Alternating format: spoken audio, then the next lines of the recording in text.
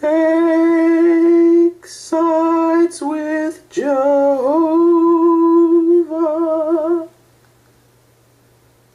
Make him your delight.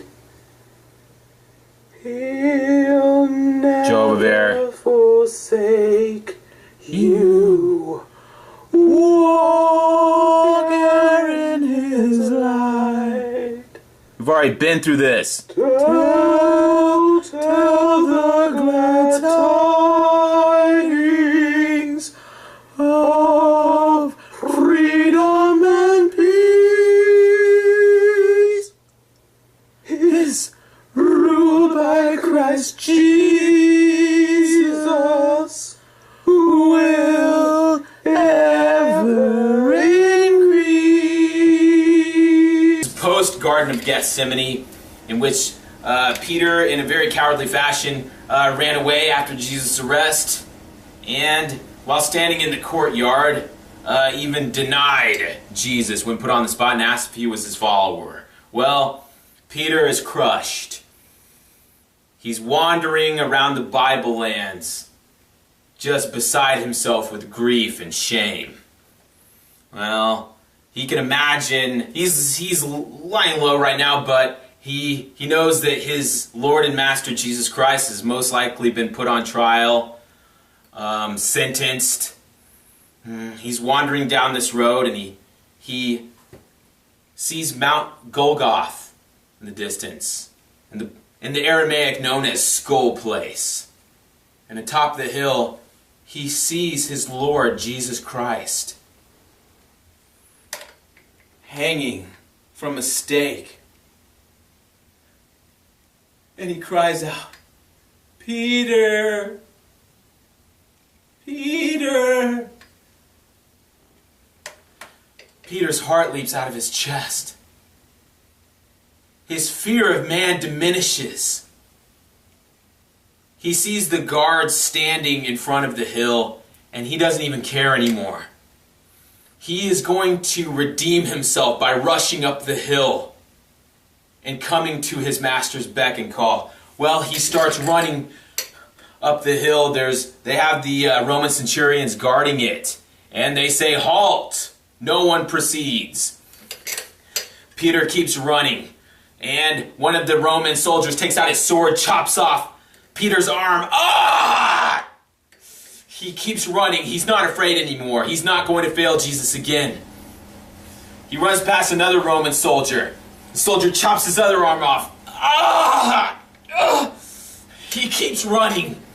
Well, here comes a third Roman soldier, and he swings his broadsword, chops off Peter's legs. Ah! And Peter drops to the ground. He has no arms or legs anymore. He's just a bloody mess. And the Roman soldiers look over him and leave him there, helpless. Peter looks up the hill. He can see Jesus at the very top, with his arms raised on the stake, saying, "Peter! Peter!" He's going to do whatever it takes to get to the top of that hill. And he starts dragging himself with his teeth. He starts wriggling up the hill. It takes him half an hour, but he finally ascends to the top and says, "Jesus, my Lord, I've come to answer your call." And Jesus is hanging there. And he goes, "Oh! Have you ever seen a view like this? Ah, perfect day for a nap. Peter, I was just dreaming about you." Well, fast forward a few centuries. We're now in modern times, and Peter and Jesus are in heaven, and they're gearing up for Armageddon.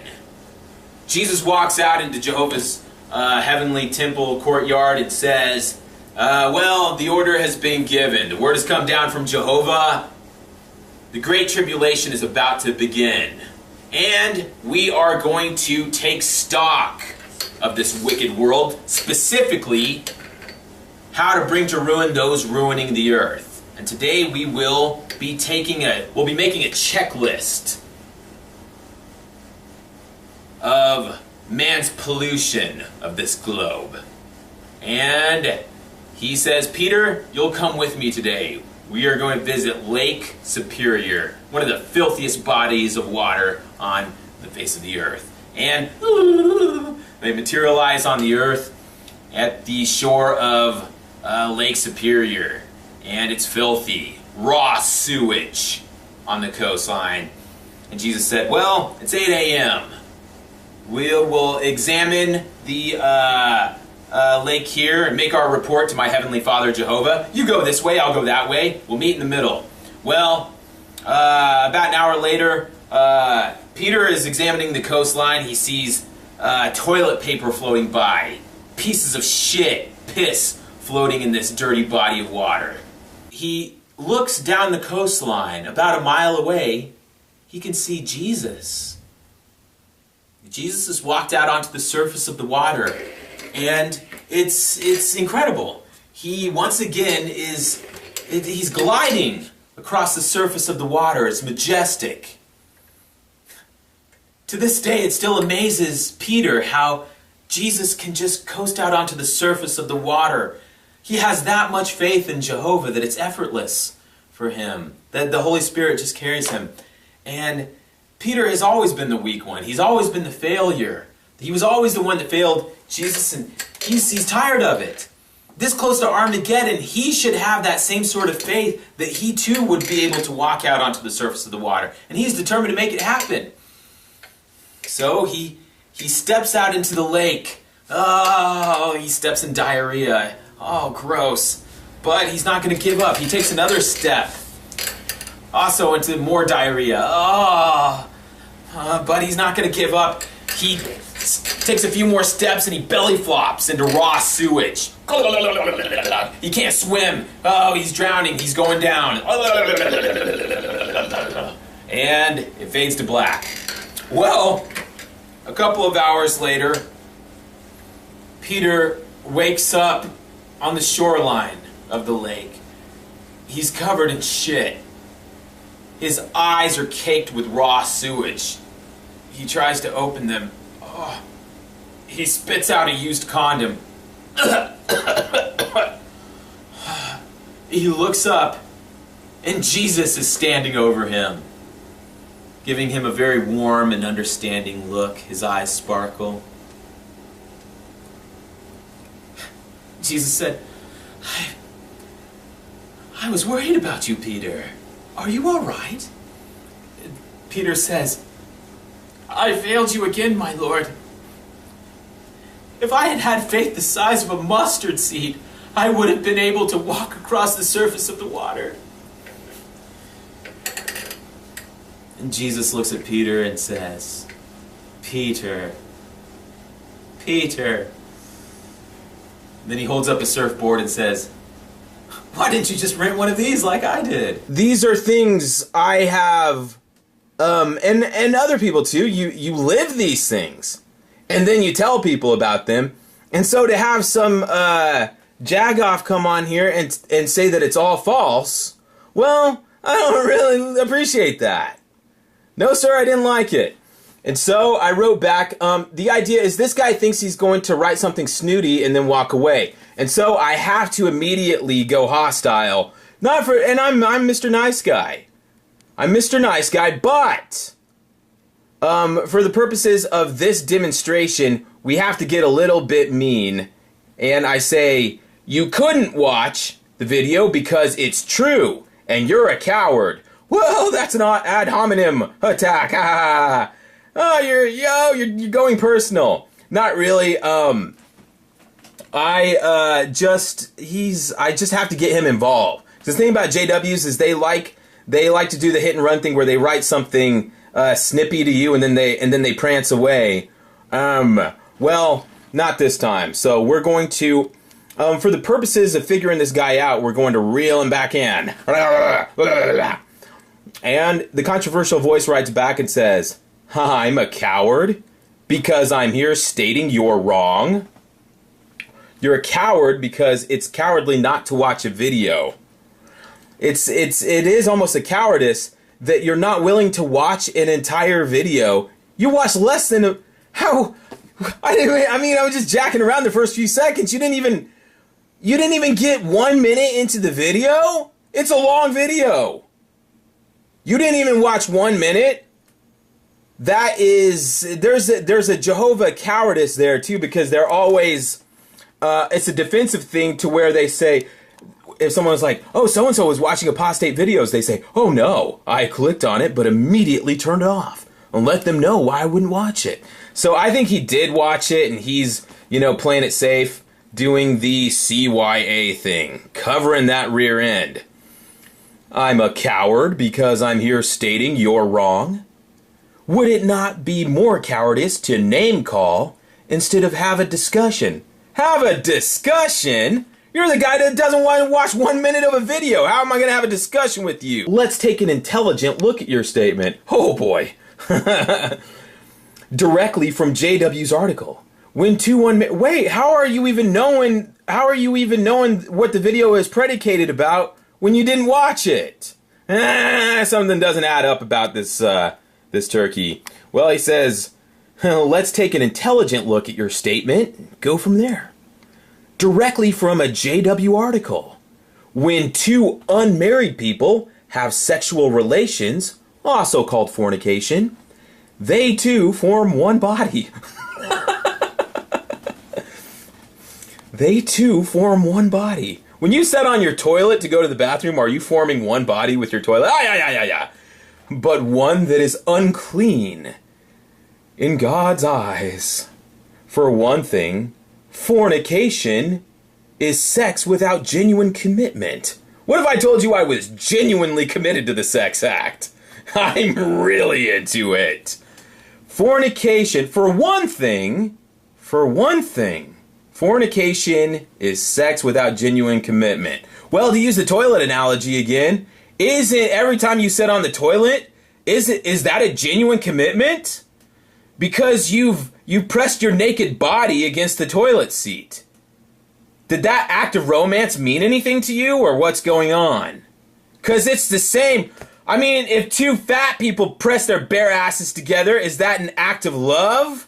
No, because the genuine commitment is there. Well, what about when you go to Burger King and you put your bare ass cheeks on the toilet or the urinal? What if some of the urinal splashes back on you?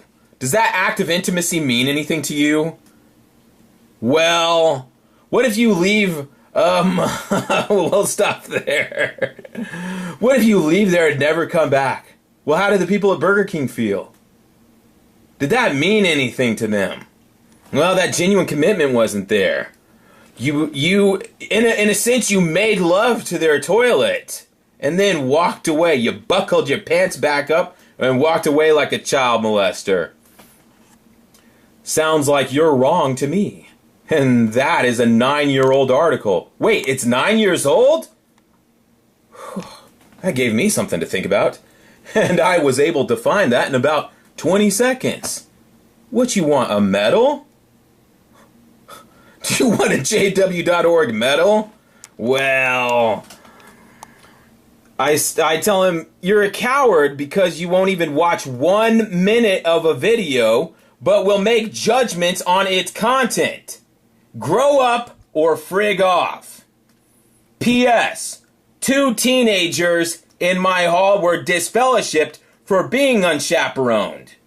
Your lying, bullplop shell game will get no respect here, buddy.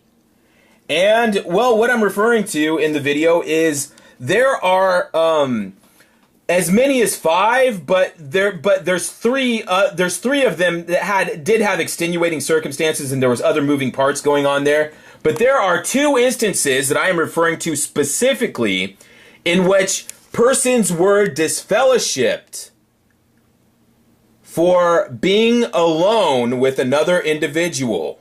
And the elders used that as the grounds for disfellowshipping.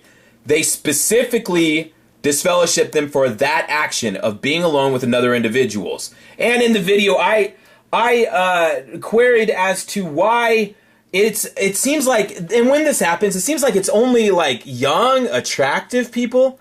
It doesn't make sense when you think about it, because in Awake magazines, they're always showing pictures of, they'll have some young Bethelite looking guy, and he's sitting in some old lady's house reading an Awake to her, or reading from the Bible to her, and I'm like, well, wait, how do you know he didn't just go there for old people sex? Oh, what are we even talking about? The whole point of the video is that he says that this is all false.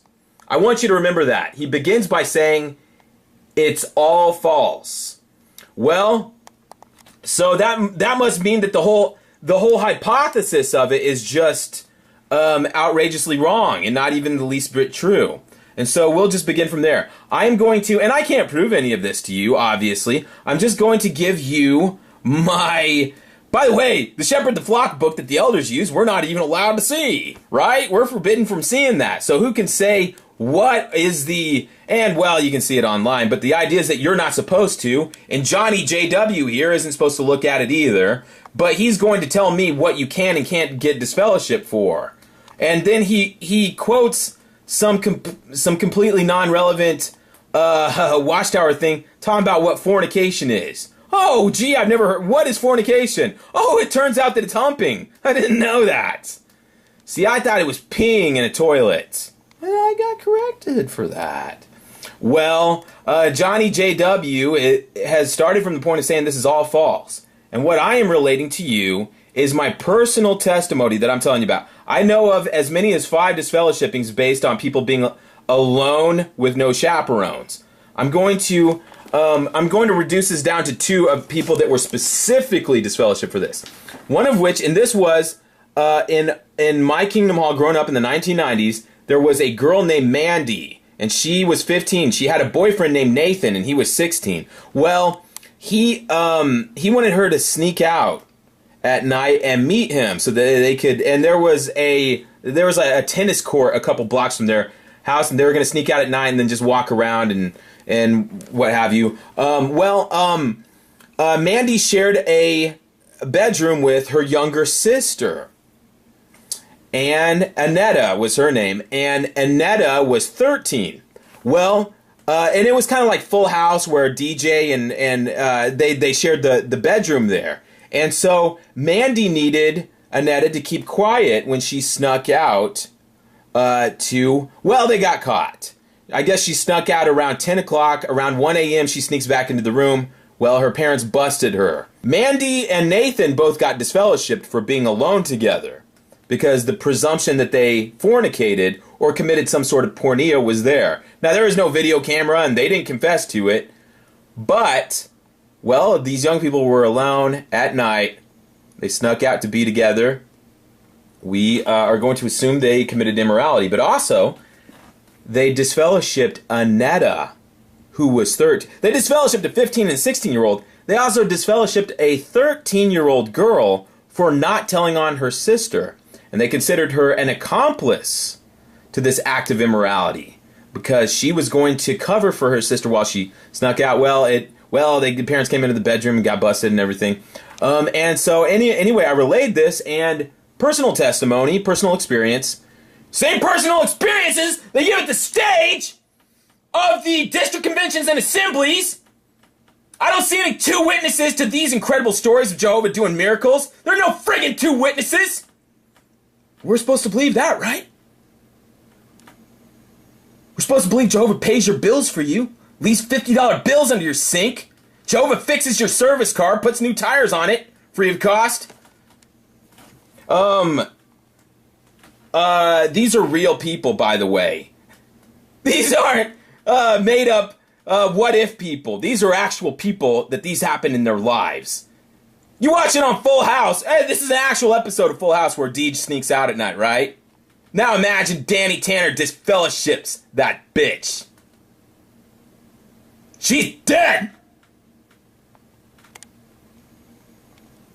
Her and Stephanie are dead! And they are gonna burn at Armageddon like a motherfucker! If it comes between now and when they get reinstated, which is a possibility.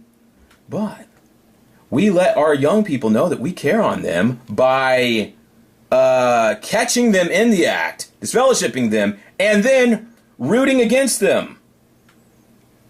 You see, when you have expelled a young person out into the world, Jehovah and all his subordinates, the angels, the people at the Kingdom Hall, the elders, the mighty organization, all these millions and millions of people in this kingdom of Jehovah's power are rooting against Stephanie and DJ, wanting them to fail like a fucking pig, so that they can crawl back in their mud and slime, and then ring the doorbell, and it's raining, and it's midnight, and they open the door, and the person's covered in shit and dripping wet, and they look up and say, "I bow to Jehovah's reign." There we go. That's what we wanted to hear. Well, anyway, I'm just sharing this experience, personal experience. Another experience was there was a woman named Sabelle that went to our Kingdom Hall, and she was a nice-looking woman. She was single, unmarried, and she got to be kind of irregular at the meetings. She wasn't at all the meetings. Well, it got to be where she was missing more meetings than she was attending, and that's when they posted somebody. It's what they do. They keep saying they don't, but you know they do.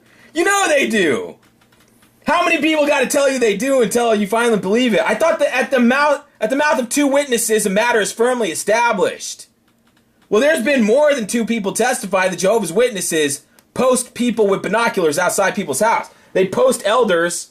They have brothers set in the car outside like a stakeout. Well, that's what happened in this instance. How do I know? Oh, because my dad was an elder.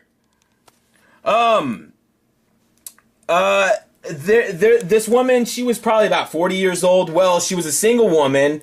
She lived in a townhouse, and she did get disfellowshipped because, and they had a stakeout at her house for, I'm guessing, a couple weeks to a month, maybe 2 months. And on one of these stakeouts, the two brothers sitting in the car witnessed a man going into her townhouse. And he was in there for an hour. And then she opens the door and he walks out. Evidence for a disfellowshipping. And the two witnesses sitting in the car outside saw it, and they testified against her. And her version of events was that he was a handyman who worked for the residents there. Look, I don't know, maybe it was her boyfriend. In all likelihood, it could have been. She said he was there to fix the plumbing. I bet he was. Well, everyone can easy control yourselves. That's all I ask on my channel. We wouldn't be having to make this video if you people could control yourselves. Well, she was summarily disfellowshipped, and she didn't come back either. That was the end of her. She was terminated. Her life was in so much terminated because she did not come back. She did not make her way back to Jehovah, and therefore she is on Jehovah's hit list, which I've heard is more than 50 people long now. Well, so she lost her life. She lost her eternal life for this man being in her house for an hour. Look, nobody saw them hump. Nobody heard ooh, ooh, ooh coming through the, or maybe they did. I don't know. Maybe they were standing outside, but there was no testimony of grunting or huffing. I don't know if it was included in the testimony that one of them was dripping with sweat, or that he was zipping up his pants when he walked in. He just walked out of the freaking house. They have that range of discretion that if a woman's alone with some worldly man, they can disfellowship the person for immorality. That's what I stated in the video. It says it's all false. It's all false. You're a liar. You made up that lie, as it is all false. By the way, I did not even watch 1 minute of this video. Well, I'm glad one of us is telling the truth. Well, anyway, I wanted him to explain this, and he says, well, I provided you a 9-year-old article that says that sexual relations, also called fornication, is when people form into one body. Well, that settles everything. She was an uneducated... No, we're not talking about college or anything. We're just talking about a random person off the street who ended up getting a job for the Koch brothers. If you've heard of them, they're these oil tycoon guys that they're billionaires, very, very, very rich guys, And she was, and they have multiple assistants and everything else, but she was a secretary to one of these guys. And she is an uneducated person who landed this incredible job. She made $85,000 a year for being a secretary. Well, it's because she was working for these super, super maximum rich guys. Well, there was going to be this thing in Hawaii. I think it was the Pro Bowl. It was the NFL Pro Bowl, and they were going to meet there with some other business guys, and she was going to go along too. Well, her husband said, "Oh, no, you're not."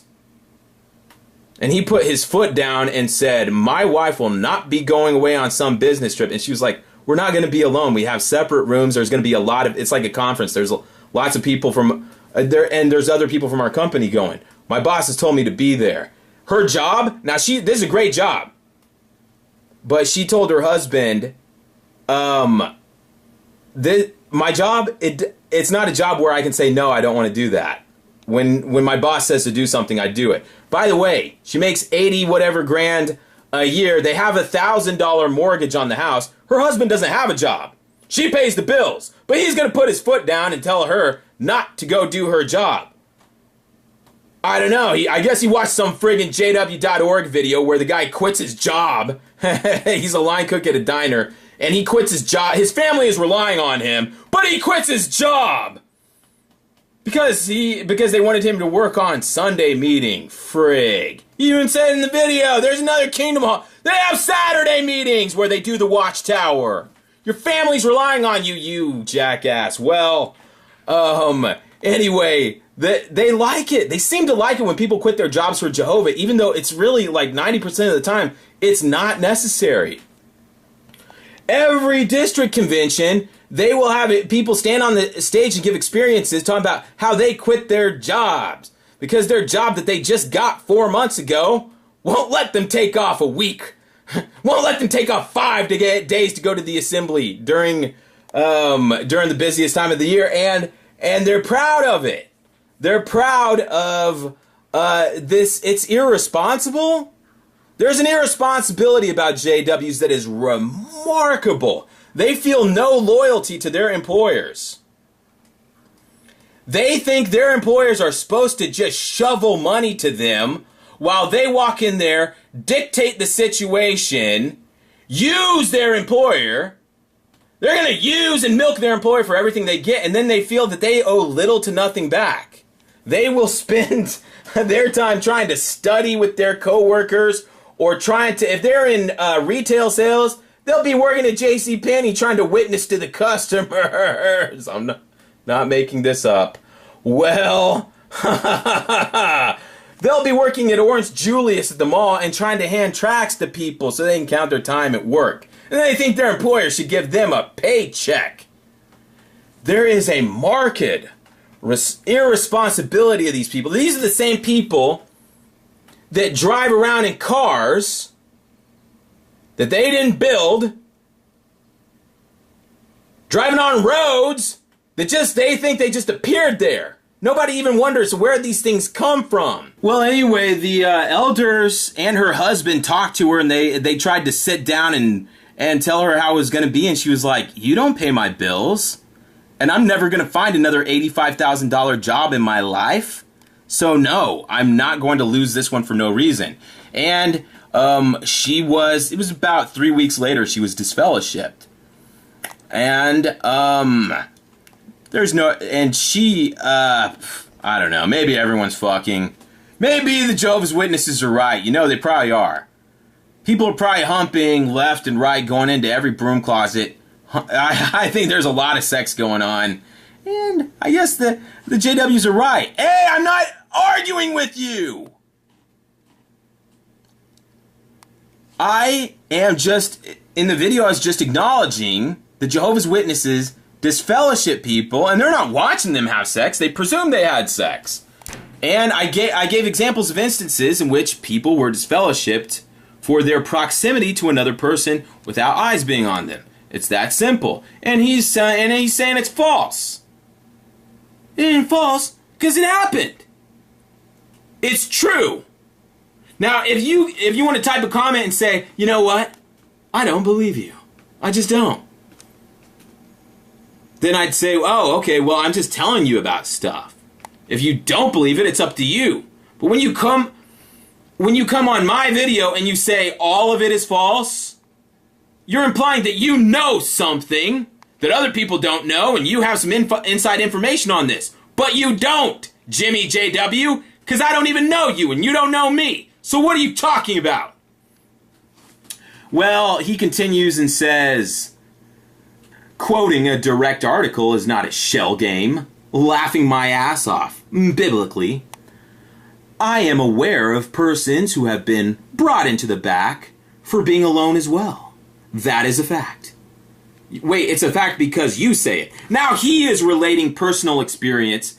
He's telling you about a personal experience he knows of people being taken to the back room, and so that's a fact. But he's providing the same amount of evidence that I am, which is just his experience that he's relating. That is a fact. Brought into the back. So people being alone together is serious enough to take them out of the auditorium of the hall. This is not something you can just talk about from the stage, give a reminder from the stage, or just speak about in general terms in the auditorium of the Kingdom Hall. It's serious enough to where you don't want other people's ears to overhear what might be said in this conversation. That sounds pretty darn serious. Doogie Howser.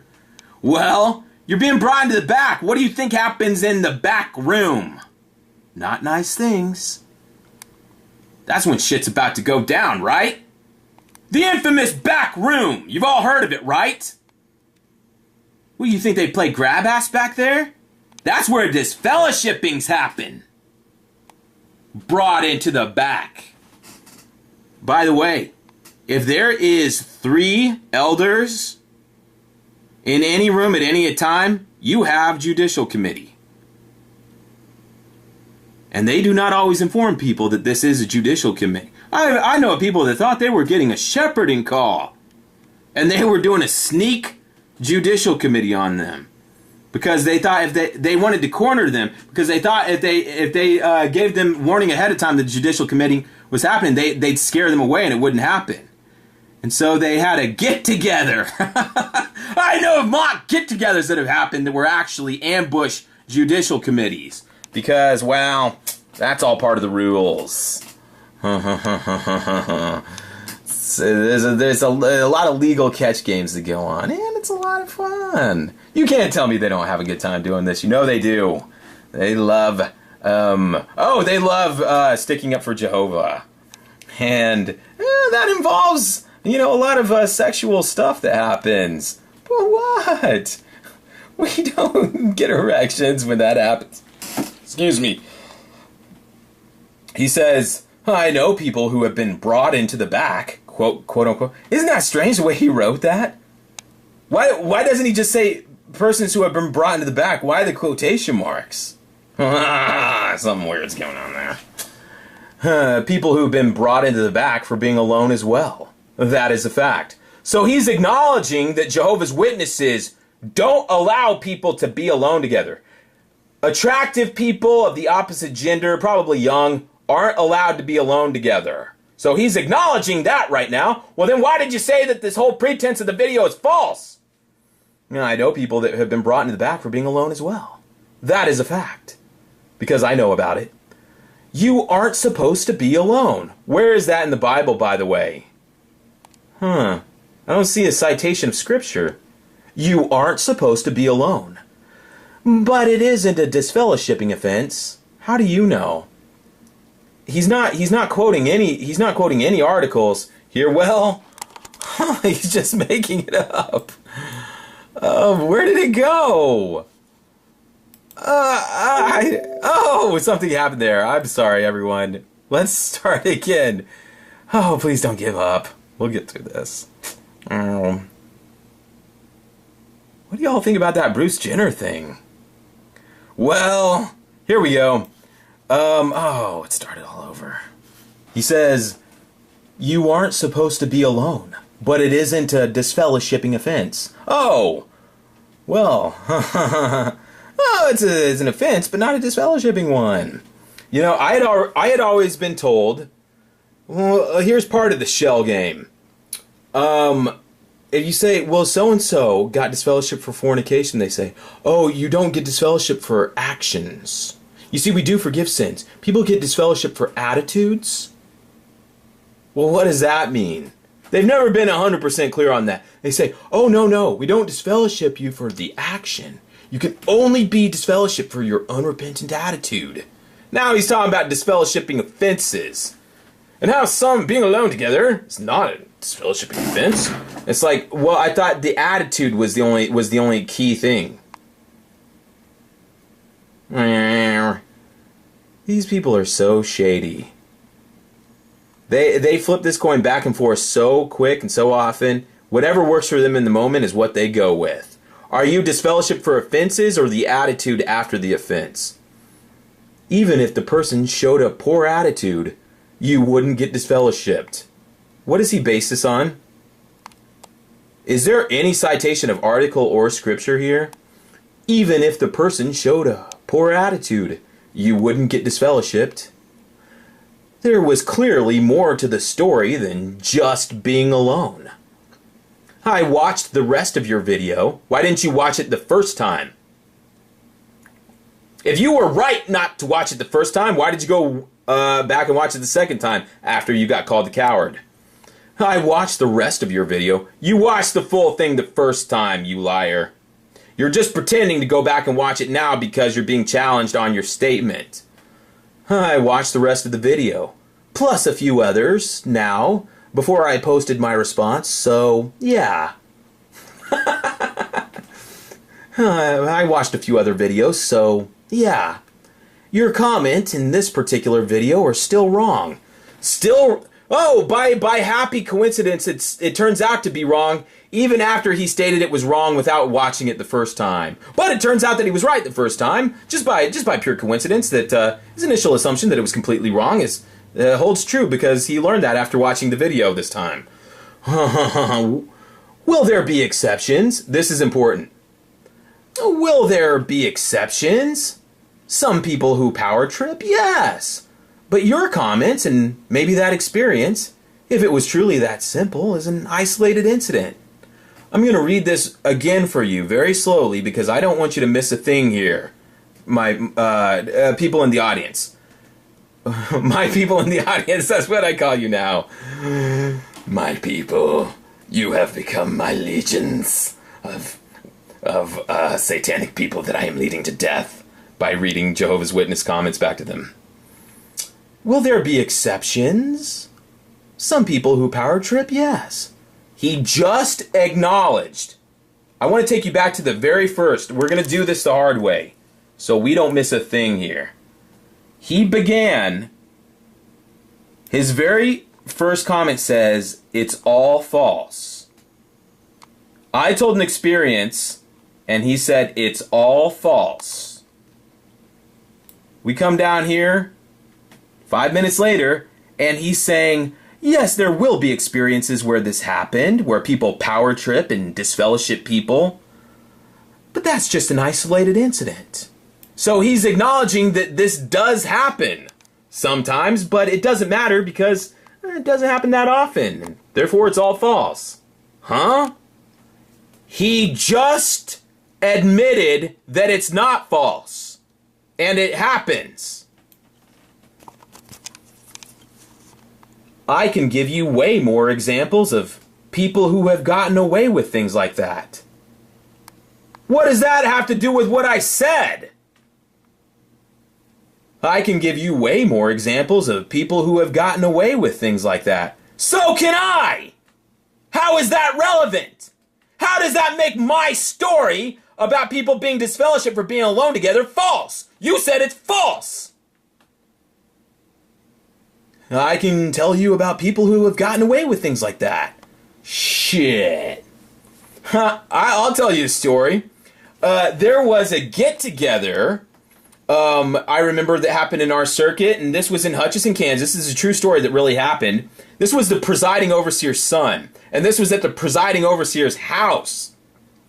He's one of these rich elder types. They have a big house, 2-story house, big finished basement. Well, the adults are upstairs having to get together, playing cards, eating popcorn and everything on the main dining room, kitchen floor area of the house. The young people are downstairs in the basement where the kids have the den and they hang out. Well, I guess there's half a dozen kids or teenagers, young people in the basement. Well, 4 of them come upstairs and they're doing things upstairs, and it occurs to the adults upstairs, they realize that there is still 2 young people alone downstairs. Well, immediately, both sets of parents shuffle down the stairs, and to their horror, discover that the visiting family's daughter is sitting on the couch. She has her clothes on, but the presiding overseer's son, his name was Jonathan, he's sitting there on the couch next to her, buck naked. He's completely naked. Not one shred of clothing on him. He's just sitting there, buck naked. And, well, here's the thing. It was handled. He was privately reproved. Well, what does that mean? It means that they didn't even talk about it. It was not announced to the congregation. Nobody was informed about it. They met with Jonathan, or they probably didn't even meet with him. His dad probably just talked to him, and he was privately reproved. Well, what does that mean? It's the same. It's like you committed something that could be a disfellowshipping incident, but your punishment turns out to be nothing. They just and if anyone brings it up or asks about it, they say it was handled. And basically, that means that somebody committed something that other people have lost their eternal lives for. Other people will die at Armageddon for, but this person, nothing happens to them. Or you can quietly lose a privilege, like you can lose whatever duties you had at the hall, or you can lose your commenting privileges at book study. But the idea is that instead of eternal death at Armageddon, nothing happens. And, well, you just have to draw the conclusion that someone else probably would have been disfellowshipped for this act. Because, like I told you, these other teenagers got disfellowshipped, and it didn't seem like they even did anything that bad. He was naked. Well, how do I know all this? Well, Jonathan was my second best friend at the time. So he told me what happened. And I asked him, well, what possessed you to get naked? He was like, well, I thought if I was naked, maybe something could happen. You know, I guess that was his idea of, he skipped first base. He went past, well, it all happened very quickly. He didn't want to round the bases 1 base at a time. He wanted to, you know, it's like he hit the ball, and instead of running towards first, he ran towards third. Calm down. Well, Jonathan, this happened when he was like 16, 17. When he was like 19 or 20, he had a different girlfriend. Her name was Cynthia, and he had moved to another town, but he had this new girlfriend, Cynthia. Well, after a while, they quit coming to meetings. And it was about 6 months later, he talked to his dad. You know, his dad is helping him with his bills and his car and everything. And his dad is trying to get him back on the right road. And he confesses to his dad and the other elders that him and his girlfriend had been getting it on. And they said, well, how many times has this happened? And Jonathan, he was like, well, let's see, like, and he's counting up the months and weeks, and he says, like, 160 times? Well, this time he was publicly reproved. 160 times he got buck naked and screwed. Him and his girlfriend got completely naked and humped. And they probably did it on the kitchen table. They probably did it on the hood of the car. You don't do it 160 times, missionary. Under the covers with the lights off. You just don't. So you know it got weird, right? Some sick shit happened, right? Well, he got publicly reproved. Well, what does that mean? Well, it's the same as private reproof, except this time they notify the congregation. I assume it was because there was people that knew that this had happened. That's usually the main reason. And so, but again, he escaped his death at Armageddon. That's what bothers me the most about Jehovah's Witnessing. If you want to know what really rustles my jimmies, it's there is no uniformity of justice. Like in the justice system, even in Satan's system, the courtrooms, the judges, they have parameters that they have to work within, or else the case gets thrown out. And they say, oh, we don't know why this judge went off the reservation. He gave you a life sentence for littering? Well, he can't do that. And so you're going to, we'll dismiss the charges against you. Well, that doesn't happen. And I think that's kind of the driving thing that's really going on here. They decide who will get to live for 1 trillion years and who dies when a building collapses on them. Jehovah collapses the building, but they decide who the building's going to fall on. And guess what? It's rarely ever anyone in their family. It's always some other person's kids, right? They have the parameters that Satan's legal system are bound by. The elders don't have that because they can, like we discussed, they disfellowship people for their attitudes and take into consideration all factors. The Robbie video was amazing to me. I know I talk about the Robbie video too much. I'm blown away by it. Was that the claim for years is that people are not disfellowshipped for sins. They're only disfellowshipped for being willfully unrepentant. It's that rebellious attitude and refusal to accept counsel and work with the elders. That's the only way you can get disfellowshipped. That's what you've been told, right? That's what they tell people. Correct?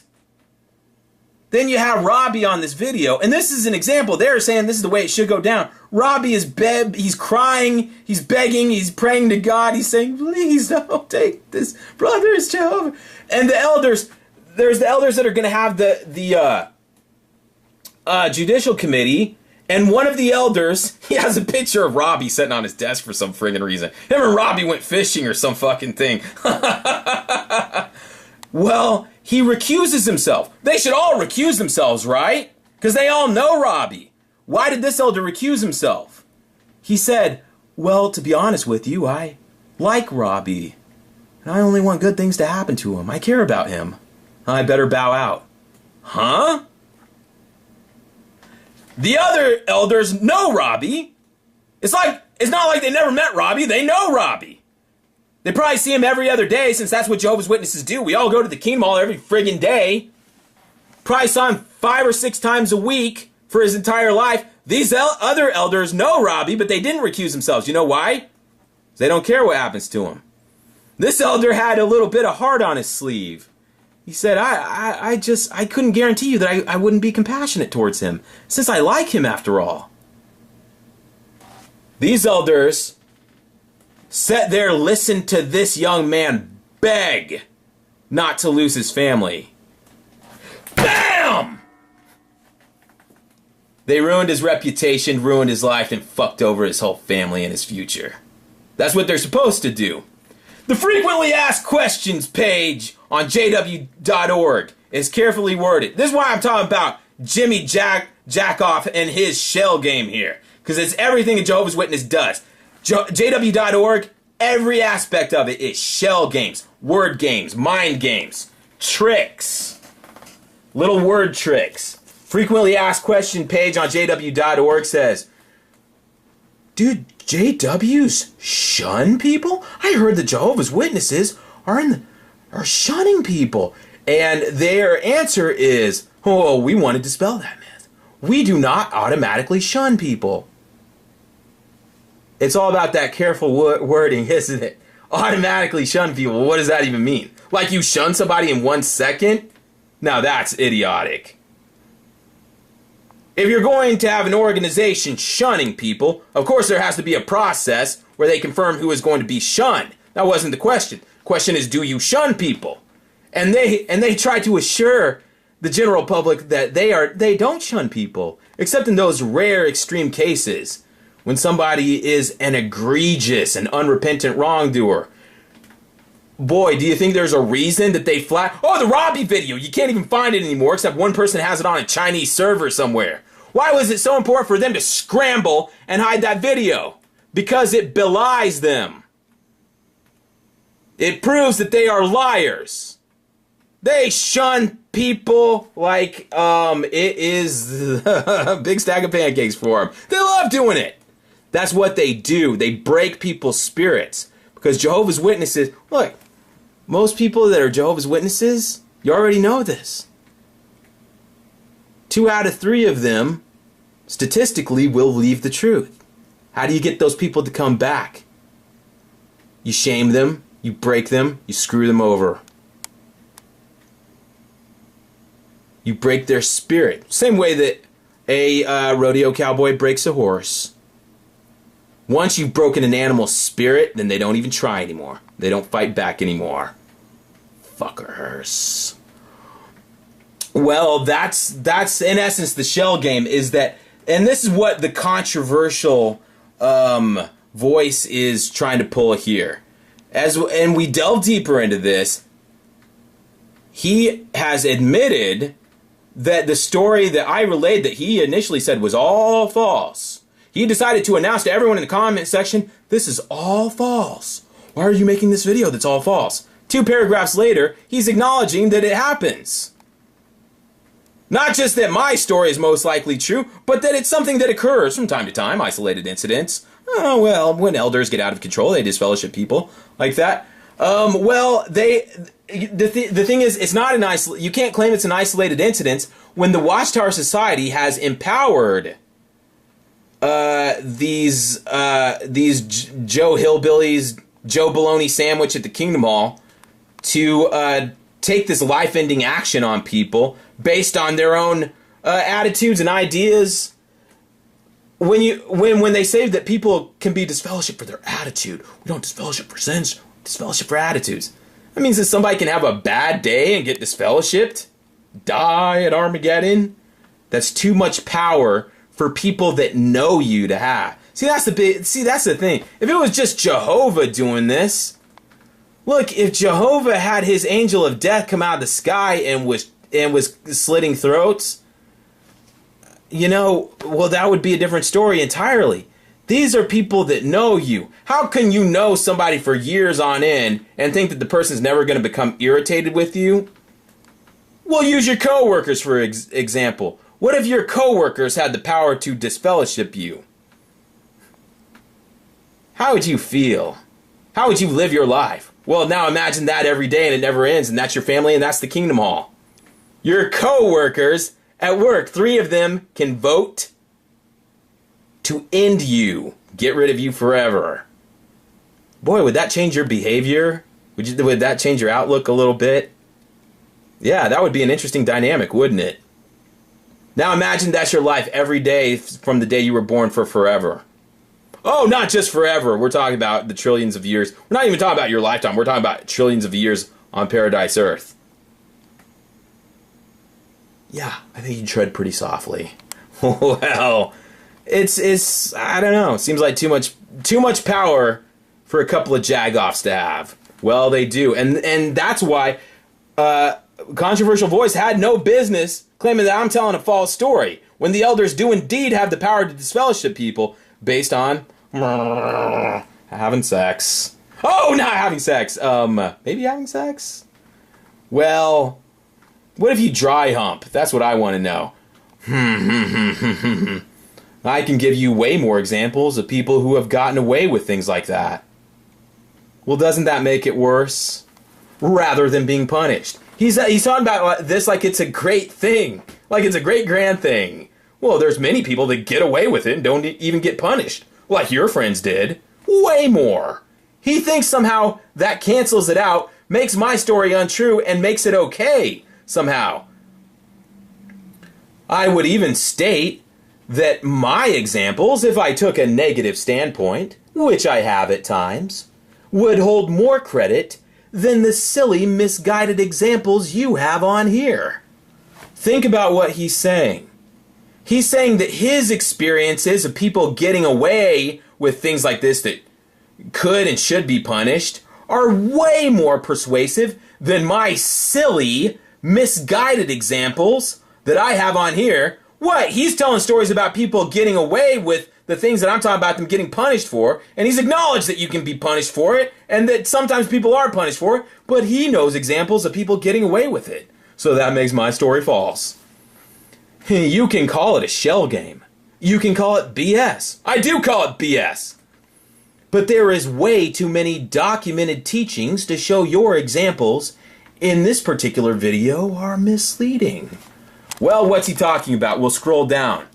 He is, well, we'll continue here. This is where the shell game comes in. He's trying to pull a fast one on you folks, and I'll break it down for you.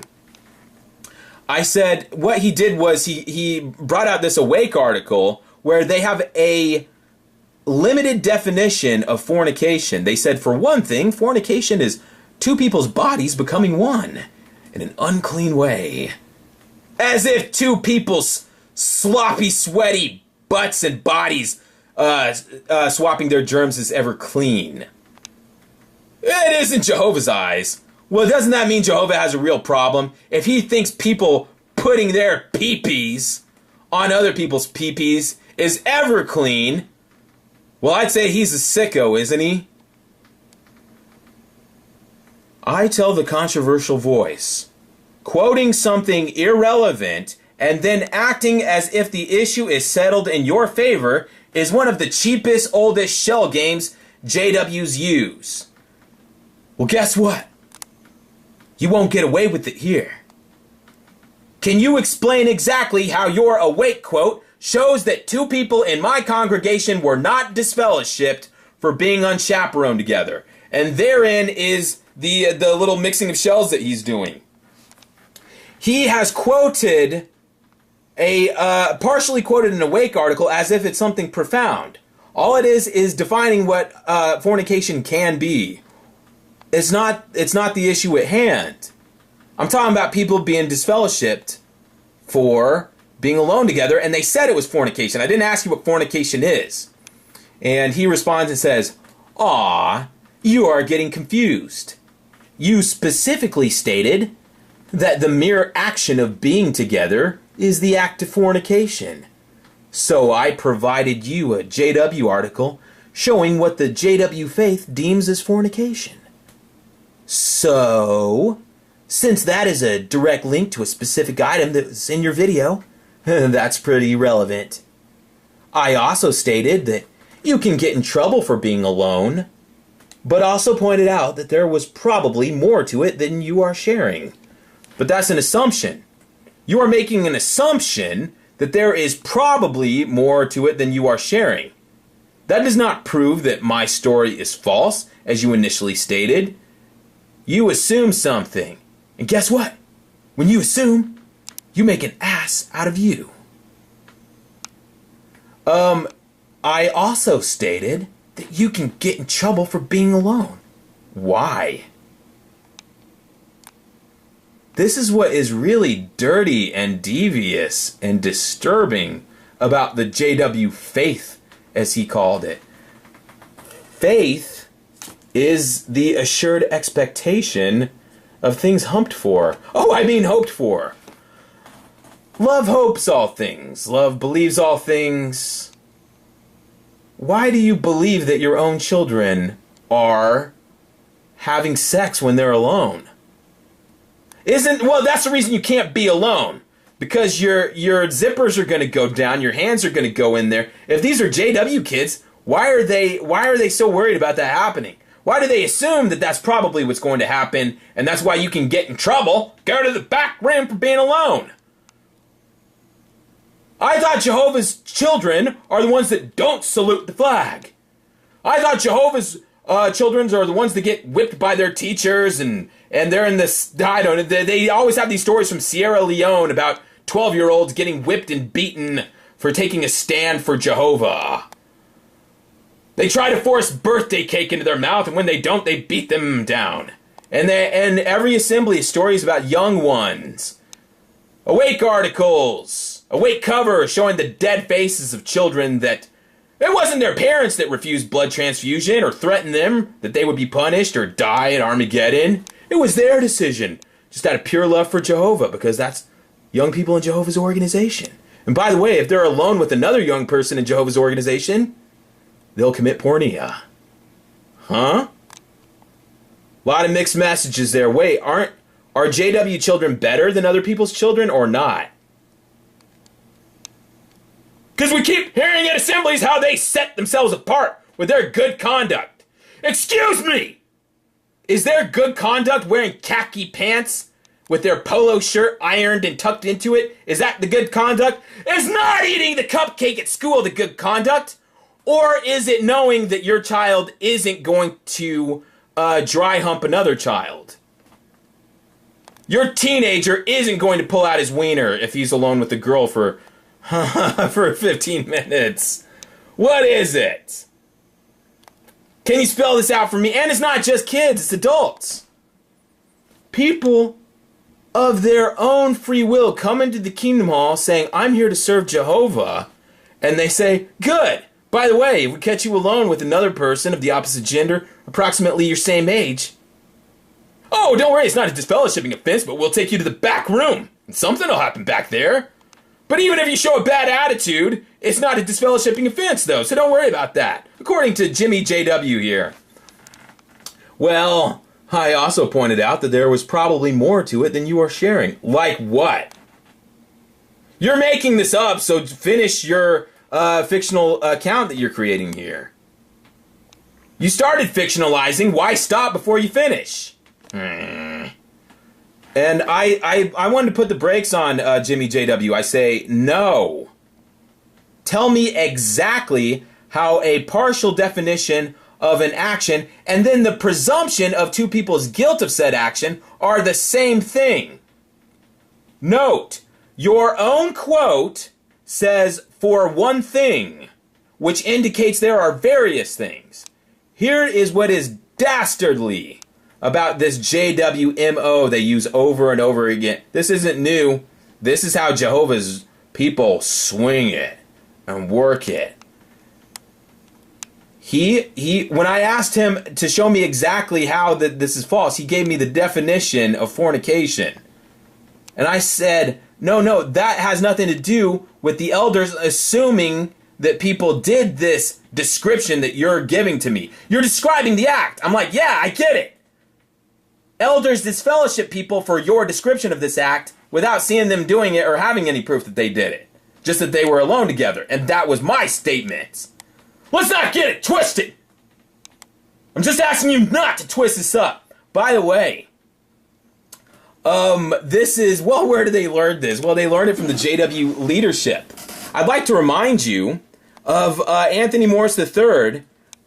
This is what they do. He made a very outrageous claim that a global group of homosexuals are conspiring to fit normal people into tight pants so that they can see their penises, the outline of their penis and balls through the pants. Now, Anthony Morris III did not provide any evidence to this statement. He did not provide any source material. He just made it up and said that this is the case, and he says that he speaks for Jehovah. This is what Jehovah's Witnesses do. And the controversial voice, this is what they do. They think if they state something, it makes it true. Well, the controversial voice says oral, anal, hand jobs, blow jobs, etc. would also fall under fornication. You need me to quote that article too? Oral, anal, hand jobs, blow jobs. You need me to quote that article? Oh, how could any of us forget that article? And they read articles like that with their kids sitting in they have family studies reading articles like that to kids. And then they wonder why people are suspicious of their kids all the time. Well, you're the one describing blowjobs to them. You do know that when you tell a kid not to do something, that's the first thing they're going to do, right? That is, well, we'll stop there. And he adds more. He decided to include the article here. He says, watchtower. And he goes to the paragraph where it says, the Greek word porneia, translated fornication, has a fairly broad meaning. It relates to sexual relations involving persons not married to each other. and focuses on the misuse of sexual organs. Porneia includes such acts as oral sex, anal sex, masturbating another person, conduct commonly associated with houses of prostitution. And how would they know that?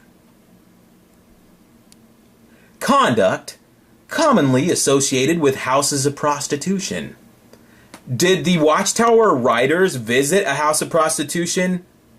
Or did they read a book on houses of prostitution? How do you know what occurs in a house of prostitution? How does Anthony Morris III know what homosexuals are conspiring about? Did he read a book? Did Jehovah send a message into his brain? How does this work? How would a Jehovah's Witness, how would any Jehovah's Witness sitting in a Bethel office know what occurs in a house of prostitution? Hey, for all you know, they're reading a book to them. Maybe they're just reading a dirty magazine. Maybe they're reading a Playboy article to them and then they pay the money and leave. You don't know, is the point. You made it up. Just like Anthony Morris III made up his story about homosexual conglomerate all across the world conspiring to put Jehovah's Witnesses into tightly fitting pants so they can see the silhouette of a penis. Because they can't just pull down their pants and look at their own pee-pee. They want to see yours at the convention, and so they trick you into wearing Spanx. People who think that such acts are not fornication are fooling themselves and have fallen victim to one of Satan's snares. Oh, falling victim to Satan's snares of not thinking that a hand job and a blow job is porneia. Oh, I didn't think that was porneia. Oh, I fell into Satan's snare. I'm going to die in Armageddon. Excuse me. You walked away from it 4 years ago? That's the astounding thing, that this guy just very casually admitted and then went on to the next. He deleted that comment. He deleted this comment. He admitted that he walked away from the religion 4 years ago. Then don't you think you should disclose that to the audience here, that you are not welcomed to explain doctrine in behalf of the Jehovah's Witnesses? I think that's a fair disclosure that I think anyone reading this deserves to know. This man is not authorized to speak for Jehovah's Witnesses, since by his own admission that he deleted for some reason, he abandoned the religion, turned his back on Jehovah 4 years ago, he claims. I think what is more likely is that he got into some kind of trouble, or he's been inactive, or not living an appropriate lifestyle himself, but he's still going to earn his way into the kingdom by going up to bat for Jehovah here, and doing the theocratic warfare on Jehovah's battle lines. Anyway, he confessed, deleted, he is not one of Jehovah's Witnesses, but still dares to speak in their behalf, which is not allowed by them. And this is what I want. This is what I want an admission to get out of him. I'm not going to get it, but I said, shouldn't you just tell people beforehand, before you left this snarky, know-it-all comment on my video, you should have also an asterisk next to it. By the way, I am not welcomed to explain doctrine in behalf of Jehovah's Witnesses, as your defense is not sanctioned or appreciated by the organization. That's the full disclosure we should have known. That if you called up the Kingdom Hall and say, hey, yeah, I'm on YouTube, and there's a guy that turned his back on Jehovah 4 years ago, but he is going to explain the Watchtower policies to me, they would disavow this man. We do not associate with people who turn their back on Jehovah. He didn't get his fellowship because he was like Robbie, that he was crying and praying to Jehovah and begging Jehovah to take him back. He says he walked away from it. Like that's supposed to give him street cred. But it doesn't. It only discredits you and shames you. That you're going to come on here and pipe up about the correct, you're going to give us the correct version of Jehovah's Witnesses, but you are somebody who has been thrown out into the darkness. You are in darkness where the weeping and the gnashing of your teeth will be. Just like all the other mentally diseased people who walked away from Jehovah. Excuse me, Jehovah doesn't like people that walk away from him, correct? I believe you have also forgotten that people who have lost Jehovah's spirit cannot teach truth, cannot explain the truth, and cannot understand the truth. As evidenced by Christendom. The world empire, false religion. Christendom uses the same scriptures that Jehovah's Witnesses do, correct? How come they always get it wrong? In case all of you have forgotten in the audience, it's because they are in a muddled state of spiritual darkness. No matter how bad they want to, no matter how bad their, your coworkers, you can say, my coworker he's a Christian man in Christendom. They say, well, he's not able to, it doesn't matter how well-intentioned this man is. He is not unable to understand the scriptures because he does not have Jehovah's light and direction and spirit that is in the Kingdom Hall environment. Once you leave the congregation, you are going to be stumbling in the darkness. Did that change for Jimmy Jackoff here? For Jimmy JW, he's the exception to the rule. He can turn his back on Jehovah, leave Jehovah's Witnesses, and then go outside and explain it. The blind leading the blind. He's going to go outside, defend and explain Jehovah's Witnesses when actual Jehovah's Witnesses, the official Jehovah's Witnesses with Jehovah's blessing at world headquarters, the first thing they would tell you is that someone who has left Jehovah's Witnesses has no business speaking about it because they are not in the truth. They have left the truth. It has departed from them. And you leave Jehovah, he leaves you. Did that stop working that way, or is there a different way it works now? In regards to your friend being disfellowshipped, I didn't say it was my friend. I said it was people I knew of. In regards to your friend being disfellowshipped, and he quotes some friggin' thing, mercifully, one promoting a sect is warranted for... I ain't nobody promoting a sect. You want to talk about going out of context? He's going like Raymond Franz on us. Shit. Mercifully, all you have to know is that this starts with the word mercifully.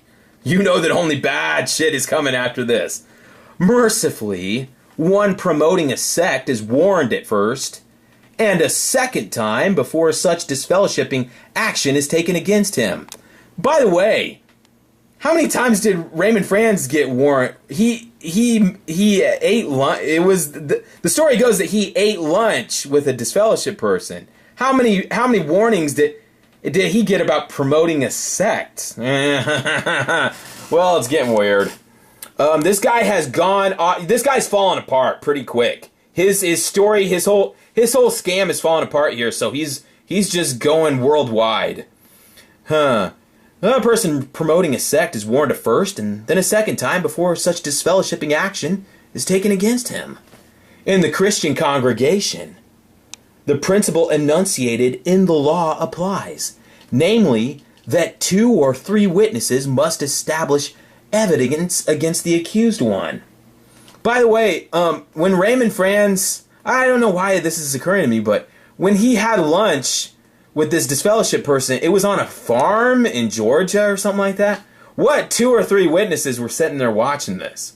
And I don't think he denied it or anything. He was like, what are we even talking about anymore? I'm sorry, this has really just gone, this has gone to pieces. I'm sorry this is happening. We shouldn't have started doing this, but here we are. And so Jimmy JW says, he uses this example talking about promotion of sex, and he says, so they probably had a few meetings regarding their actions.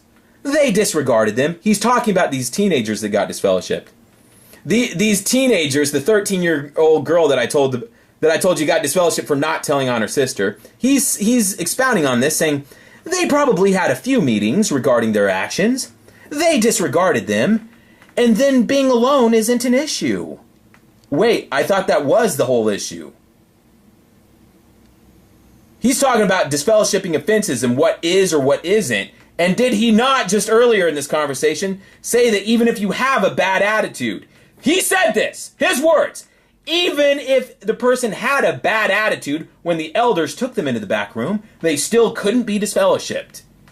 And now he has flipped 180, done a complete turnaround, and then said what probably happened was they had a few meetings regarding the actions. The guilty party disregarded them, and then being alone isn't an issue. It's not even about that anymore. It's about the attitude. They flipped the coin back and forth, back and forth. We both know that when you disregard direction/guidance, that it can go two ways. Here we go. A good elder body will try to work through your challenges and assist you in the attitude you are showing, or you will have some elders who will just pull the trigger and you will be marked or DF'd. Let me read you this again. You remember at the very beginning of this video, very beginning of the comment, he said, I won't even listen to 1 minute, as it's all false. His words, all false. This is the climax here. I want you to get a load of this Jehovah's Witness liar. I want you to understand fully why I have contempt and disgust for these JW lying bastards.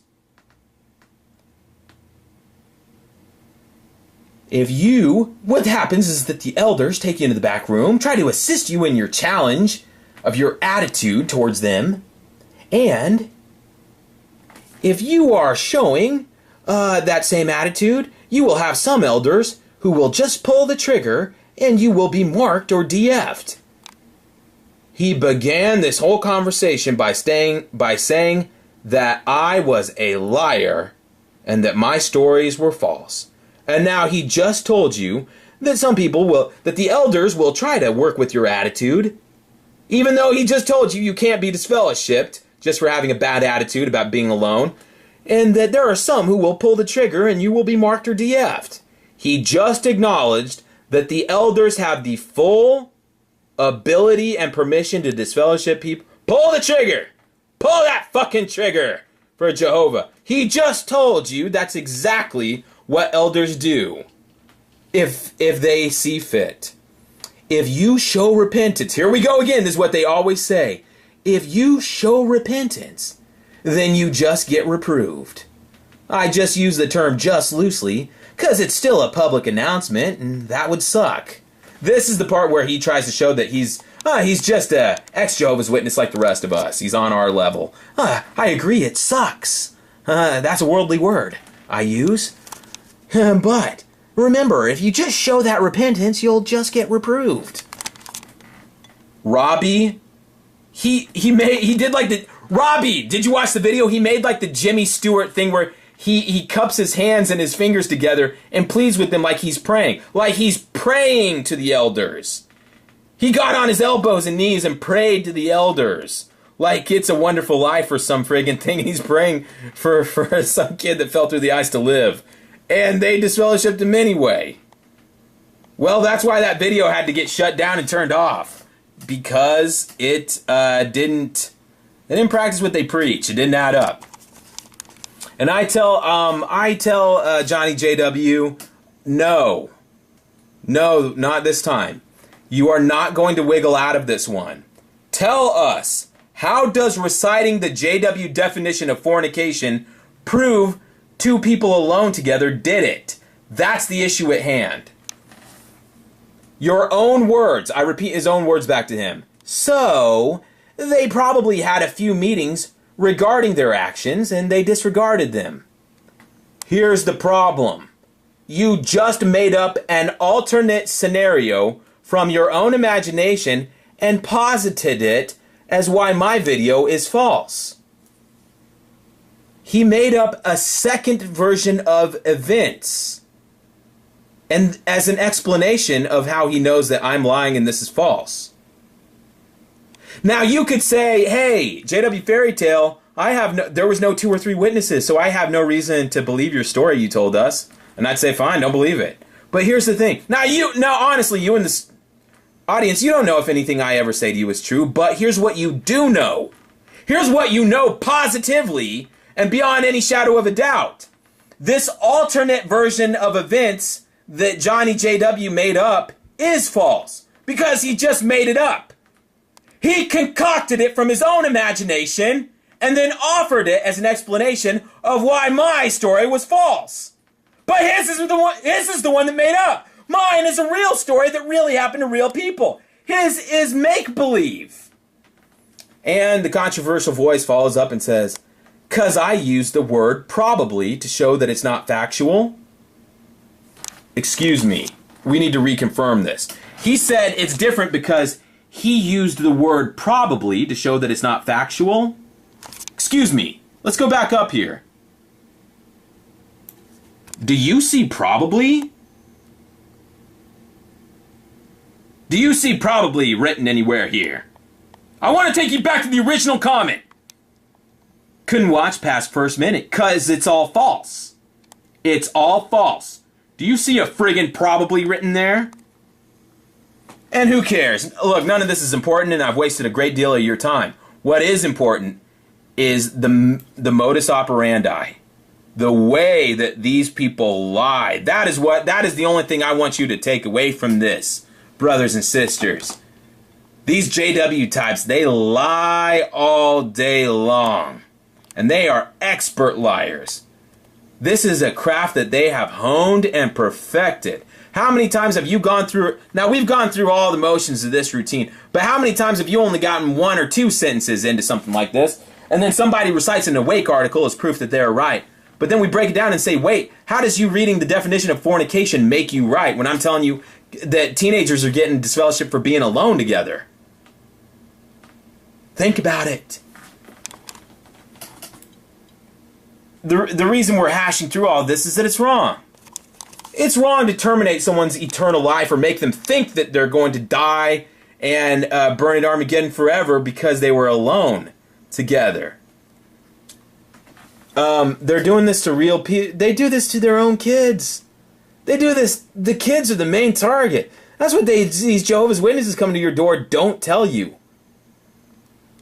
Is that approximately 95,000 people were disfellowshipped last year, and most of them were teenagers. What teenager you know that doesn't do something they shouldn't do? Why are they baptizing teenagers when they know it's impossible for a teenager not to do things? What teenager you know that is going to go through their teenage years without having a bad attitude? You can get disfellowship for. There are some things that are just totally, completely wrong. One of them is the way that JWs treat young people. Look, if these jagoffs were just doing this to them, if they were doing this shit back and forth to themselves, I say have at it. You are doing it to young people under your own roof that don't have the ability to emancipate themselves or take care of themselves. They are reliant on their abusers.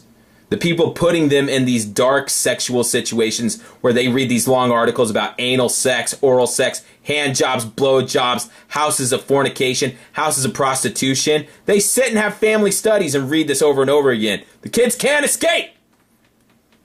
Boy, I wonder why Mandy crawled out a window at night. I'm sure it wasn't because her home life was hell. It's not fair that these JW sickos are doing all this stuff to kids. They do all this stuff upon kids and act out they get this gratification of acting out this judicial system and process. Except, 60, 70, 80% of the time, it is people that are too young to say, I don't want to be here and walk out of the room. They can't because they're children. It's like being in school. And here's the thing, if you're calling all the shots, then why is someone else getting disfellowshipped? If children don't have the right to make decisions for themselves or decide if they can be alone together, then why are you holding them in judgment for being alone together? It's like, well, that wasn't my decision to make in the first place, so why would you baptize me and act like I can make decisions? It's like punishing. I mean, if it's like punishing a retarded person for spilling their pudding or something. It's like, well, I'm a retard. That's what I do, right? Wait, that analogy doesn't work. I'm sorry, we'll wrap this video up. What are we doing anymore? Okay, this time I'm the one that fell apart. This guy's going to pieces, but I am too. So, he says, I love your ability to ignore all the evidence and then attempt to discredit me. You presented your comments as facts, which they aren't. No. You told your experience about people getting away with being alone or even worse things than that, and you said that is a fact. I told you, I didn't say it was a fact. I just said it, I just told the story in my video. It's a real event that happened in my real life. I didn't qualify it as a fact. That's something you inserted, which is another shell game Jehovah's Witnesses play. You presented your comments as facts, which they aren't. You can't prove that they aren't. I used the word probably to show it was a hypothetical comment using facts provided by quoted articles. You inserted this big probably after the fact, after you got called out on your bullpucky. Did you know that being alone with someone of the opposite gender is fornication? It is. Well, in this instance it was, because people were disfellowshipped for it. Because you said being alone is not a disfellowshipping offense, so the offense was fornication, which is what they were charged with. They were officially charged with fornication. So yes, that is exactly the case. I provided documented evidence that the mere action of being alone with someone is not deemed fornication by the JW.org. No, you didn't. You in the audience, we all read this together. Did this man provide documented evidence that the mere action of being alone with someone is not deemed fornication? No, he didn't. The only thing he read was one excerpt that said, for one thing, fornication is two bodies becoming unclean together. That was not definitive in any way, and this is another element of his shell game, the JW shell game. You have nothing to counter. I gave more documentation to go into detail of what can be classified as fornication. You have nothing to counter. I provided documented evidence of how a disfellowshipping occurs. No, you didn't. Very basic outline. You have nothing to counter. Disfellowshipping is not a very basic process. It's very complex. They have an entire book written about it that people aren't allowed to see. Women aren't allowed to touch the book because it's that monumental or incredible, or what's the thing? We're not even allowed to look at this book, so how could you be providing a documentations of how disfellowshipping occurs, since the handbook is not made available to the public, and you didn't quote from it anyway?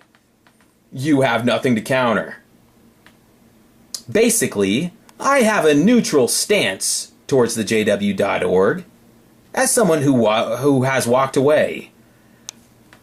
So I'm telling you story. This whole thing started when I was telling stories that have actually happened in my real life to people I knew, and he dismisses it as all false since there is no facts there. But now he's telling you we don't even know who this guy is, and he's telling us, the audience, basically, I have credit because I have a neutral stance towards JW.org as someone who walked away. What the fuck do you think I did, bitch? I'm sorry. That's just an outrageous statement to me. He says that we should believe his facts because he's someone who walked away, and so that gives him some sort of credence. You, however, seem to have an extreme, again, here's the loaded language here. You seem. He's not talking about facts anymore. He's talking about his squirmy little opinions. You, however, seem to have an extreme bias for some reason and are blinded by whatever hate you have. You can't prove that. How is me telling a story about two teenagers being disfellowshipped for being caught alone together hate? The word hate did not occur in the video. I didn't say anything about hating anyone, hating Jehovah, hating Jehovah's people. You made that up. I told a story. I gave an experience, and then extrapolated from that experience, which you could say, you could have just said, I'm not inclined to believe you, and I would have said, fair enough. You said it was all false, and now you are saying that we should believe you because you walked away from the religion. I'm not a JW, however. I'm not a JW, but you, however, seem to have an extreme bias for some reason. Well, I walked away from the religion just like you, so we should have that same... I mean, I don't understand. Why are you above all this and I'm not? You seem to have an extreme bias and are blinded by whatever hate you have. At least provide facts to piss on a group and not some twisted nonsense. At least if you were ranting about the predictions and things like these, which I can also quote, you would have some foundation for your comments. But again, this video is riddled with false information or comments without context. You know, here's what's even worse about him. First of all, the reason he's like, why don't you just make a video complaining about the predictions? Because he knows that JWs don't care about that. It doesn't mean anything to anyone. The predictions, do you think Jehovah's Witnesses don't realize that it's been 100+ years and their predictions didn't come true? You think they don't know that the Revelation book is discontinued now because all these events that were said to have occurred before the end of the 20th century did not come to pass? Not one of them! Not one fucking friggin', not one flippin' thing before the end of the it was a book! It was 300 pages long! Not one of the predictions came true! Jehovah's Witnesses don't care. They don't talk about it and they don't think about it. And that's why Johnny Jehovah Defender would prefer you talk about the 1914 and 20th century predictions and none of them came true. Because JWs apparently don't appear to care. Because they say, well, it doesn't matter now. It'll happen later. And there's already 1,000 videos about it and Jehovah's Witnesses don't watch it. So it doesn't matter. Here's what offends the senses of random viewers. When YouTube people are clicking on videos and they click on videos and you've seen the ones that go viral. The recent one, there's a teenage girl standing in a classroom talking about how her parents backstabbed her, betrayed her, and how the adults that are supposed to be taking care of her and looking after her just made her life hell. And it was all because of this Jehovah nonsense. And it incenses people. It offends people's basic human sensibilities, which Jehovah's Witnesses have been conditioned to ignore. But it inflames the passions and angers of decent human beings watching YouTube videos. And that's why Johnny Jehovah Defender that's why he laser guided himself into this video that he didn't watch, but just clicked on it and immediately pushed pause and then wrote a disclaimer for the video. It's because it's these human stories. By the way, this teenage girl standing in her classroom talking about how she was abused by the Jehovah's Witness religion. Where's the 2 or 3 witnesses? I didn't see any. Oh, guess what? People believe her anyway. I guess it has that ring of truth. Jehovah's people always talk about the ring of truth. Well, how do you know? How do you know that Jehovah's Witnesses have the truth? Well, that ring of truth is there. We know the Bible's authentic because it has the ring of truth. Then you have a teenage girl in tears talking about how Jehovah's Witnesses abused her, mentally and emotionally abused her.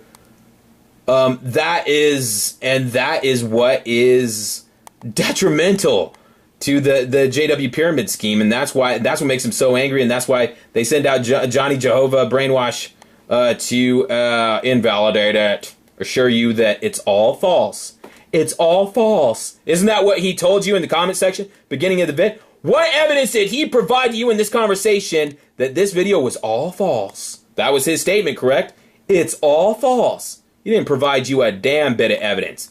He read you an Awake article about how bodies turning into one. Shit. I'm not going to waste... He said, I'm not going to waste my time with you. I see why you aren't one anymore. This is important. Hold on to your hats, folks. Here's the clincher. I see why you aren't one anymore. You're a stubborn, unreasonable person who is unable to have an actual conversation. The last conversation I had with the Jehovah's Witness officials, that's the exact thing they said to me. You're an unreasonable person. Interesting. You are the type of person that will ignore the facts, even while you are being slapped in the face with them. I was slapped in the face with the fact that anal sex is also fornication. You see, I originally maintained that it's like shaking hands. I don't see a problem with it. But he busted me with the fact that it is, in fact, pornea. For that reason, I will not be bothering with this conversation anymore. You say you can see why I am not a JW anymore is because I'm an unreasonable person who ignores the facts? The opposite of that would be that I would continue being a JW because I'm a reasonable person who accepts the facts. And therefore I serve Jehovah, right? That is a revealing insight into your own sick predisposition. Here's the facts. You completely made up an imaginary version of events about two people you don't even know to explain why they got disfellowshipped. That is not honest, intelligent, worthy of respect. Bye-bye, you JW liar. You lying pig. Folks, here's the facts. You want to talk about the facts of this case? Let's review them. I shared with you an experience about two people who got disfellowshipped, and his rebuttal, his version of events, was to make up an imaginary story about them having 2 or 3 more follow-up meetings with the elders in which they demonstrated a rebellious attitude, didn't accept the elders' counsel, and so the elders had to disfellowship him. He made that all up. Here's the facts. He doesn't know them. He made that up. That's the fact. You know, the big thing on TV, like, there's a big uproar because Leah Remini, she left Scientology, and she was, I don't know, she's on The View or some friggin' show where she's on Ellen DeGeneres talking about how she left Scientology when she got slapped. Well, I guess she's in David Miscavige's office or whatever, and she is asking questions. And the guy calls in the secretary and says, "Slap this bitch." And people are horrified by this. It's just they're saying, this woman got slapped inside the church. And I was like, shit, you know how many people I have seen slapped and beaten inside the Kingdom Hall? I remember a teenage girl, I was thinking about Mandy, the same girl that got disfellowshipped. I remember, and her dad was one of these real hardcore JW guys. I remember it was a Saturday morning field service, and Mandy, and this was when she was 14, it was a rainy morning, and it was after the service meeting. Mandy openly asked, "Do you think it's good to go door to door when the rain and wind are blowing in on people?" And her dad slapped her. Just bitch slapped her right there in the Kingdom Hall. I remember there was this family called the Flanagans, and they whipped and beat their kids in front of everyone every meeting. For the crime, and the crime was that their kids couldn't pay attention, I guess. They would always be hanging over the side of the seat, looking at the ceiling. And so it was like every meeting. And then the mom would either pull out the hairbrush or the dad would take off his belt and whip the kids in front of everyone. I just think about the person on the stage would just go on and keep giving the talk, keep doing the Watchtower study like these kids aren't getting whipped in front of everyone. And I'm like, look, if Jehovah's got to whip you to make you listen to it, I mean, what's it even worth? And on the Phil Donahue video, I don't know if you guys remember that, was like a year ago, on the comment section of this thing where Phil Donahue was talking about how honorable and amazing the JW children are for not saluting the flag. I told him an experience that I came home from school one day, and my parents whipped me. My parents would whip me with belts so bad that I would pass out. Well, I made that up. It didn't really happen. But what was interesting, and this is why I did the run through with Johnny JW here, is that it was interesting to me because after I related this made up story about getting whipped by my parents until I blacked out and there was blood on my underwear and all that, it didn't actually happen. But what was interesting was that right after that, I got a dozen comments from Jehovah's Witnesses defending it and explaining why it was okay. They say, well, they're just very, it's Jehovah, we do, parents are, it's only because they were doing they wanted that, and that's what the whole thing was really about. I wanted to read those comments of how they would defend these JW parents that they didn't know, and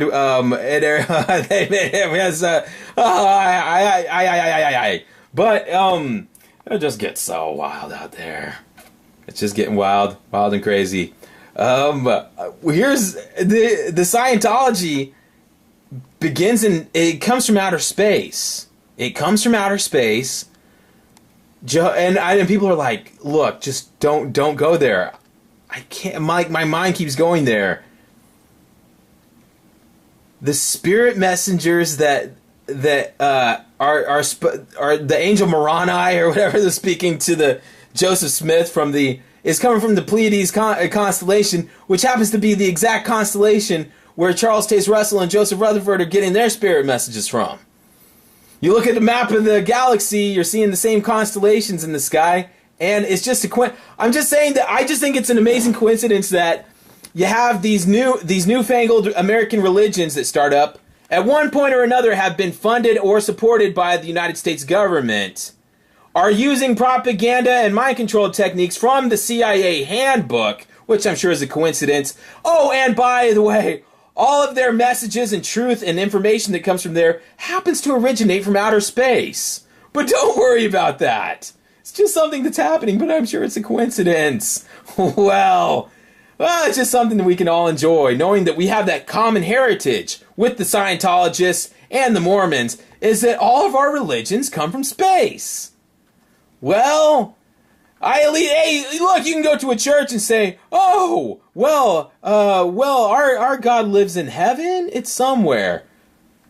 No, these, the mind control religions are space-oriented.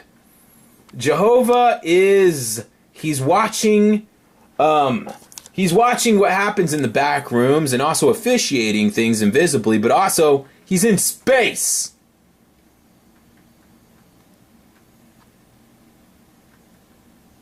He sits upon the star Alcyone in the Pleiades star constellation. And he governs his earthly organizations from the deepest measures of space. So can Jehovah break the light? By the way, is he moving faster than light? And why would he govern the laws of the universe and then break those laws by traveling faster than the speed of light?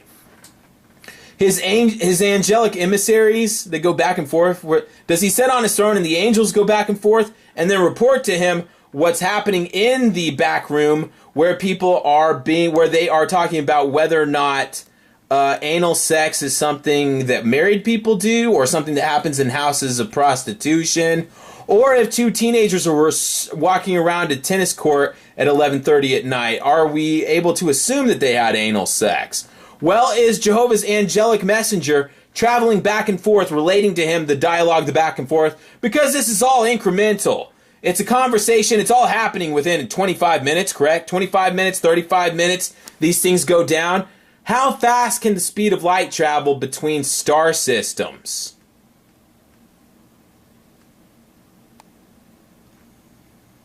I know we're talking about old light, but you're talking about the origin. I mean, is Jehovah in space and moving? See, is he in our solar system now? Because I know that's old light. They're saying, well, we don't know that Jehovah lives in the Pleiades star constellation, which is also where the Mormon religion originated from. They also said that God lives in that particular sector on the space map of NASA.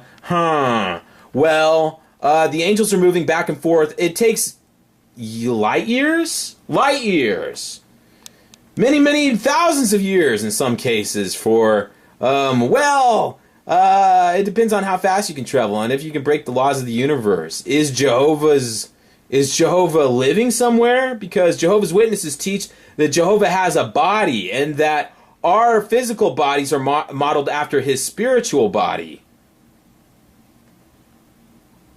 Jesus is like when Jesus' human body disintegrated on the ground, and then this is all happening within 3 days, parts of 3 days. He went, he goes into in and out of the spirit realm. He has a new spirit body where he materializes in front of the disciples. Is he activating back and forth from heaven? And is this in space? And if so, I mean, are spaceships traveling, like are NASA shuttles? Is Jehovah like an immediate orbit above the earth? Because that would be more convenient. Well, no, it's another realm. It's a space thing because Satan was hurled down to earth according to the Bible, and so that means he was above the earth. It didn't say that he toppled and tumbled through another dimension. It said that he was hurled down from heavens to the earth, so that was above us. It's not below us because there is no hell, and now he is trapped. Jehovah's Witnesses describe it as being trapped in the proximity of the earth since 1914. Since Satan was cast out of heaven, and he has been trapped here in the atmosphere of the planet Earth, the literal atmosphere of planet Earth. And according to the Listen to Daniel's Prophecy book from the 1990s, Satan probably even has an outpost on Earth, most likely Las Vegas. But it could be anywhere on Earth, but he does have a station on Earth. As we learned from the angel which spoke to Daniel doing battle with the Prince of Persia, etc., that we know that Satan, from the book of Job, we know that he roves about on the earth, and he likes to go, he has his morning constitutionals he takes, and Jehovah's angels can too, but they have to come from up above, which would be outside the atmosphere of Earth, therefore in space. So Jehovah does live in space, correct? Well, is Jehovah everywhere like a New Age thing? Like Jehovah's in the trees and he has eyeballs that are watching? Jehovah is the mountain. You're climbing the mountain, you're becoming one with Jehovah. Or is he, look, the back room, it's an enclosure. Well, Jehovah can see all things, but also he can read minds. A lot of stuff going on there. But is Jehovah, why do we have to talk? Why can't we just sit there at the table and everybody thinks whatever is happening in their mind? Jehovah can read everyone's minds and determine for himself what's happening. If Jehovah is like the precogs from Minority Report, can't he stop sin before it occurs? Well, we have free will. Here's what I'm wondering. Jehovah and Jesus witness whatever, you talk about anal sex, blowjobs, child molestations. Well, Jehovah and Jesus witness all these things since they can see everything that happens. They're omnipresent, all-knowing, omnipotent. Are they not derelict and dysfunctional in that they refuse to testify in behalf of victims or people, or even married people that have been accused of having that anal sex, which is not even appropriate in the marriage arrangement? Why can't Jehovah and Jesus provide? Because that's condemned in the Bible, that if you know of something and you don't come forth as a witness, then you are an accomplice to that. Are Jehovah and Jesus are they not in fact accomplices to Jonathan Kendrick when he's molesting children? Is that, look, we know that they're not going to stop it from happening because that has been evidenced, but so we're not even talking about them stopping people from getting raped or molested. But why aren't they even going to give testimony after the fact since they know the truth? And you can say, well, Jehovah doesn't do that. But excuse me, is not Jesus a witness? Because he is Jehovah's Witness. Now you can say Jehovah, well, he does whatever he wants. But Jesus is the leader of Jehovah's Witnesses because he's the original Jehovah's Witness. Oh, I thought Abel was the first Jehovah's Witness. But in a larger sense, Jesus is the witness for Jehovah, because that's his shalom thing or whatever. He's the one that he's the foremost witnesser of Jehovah.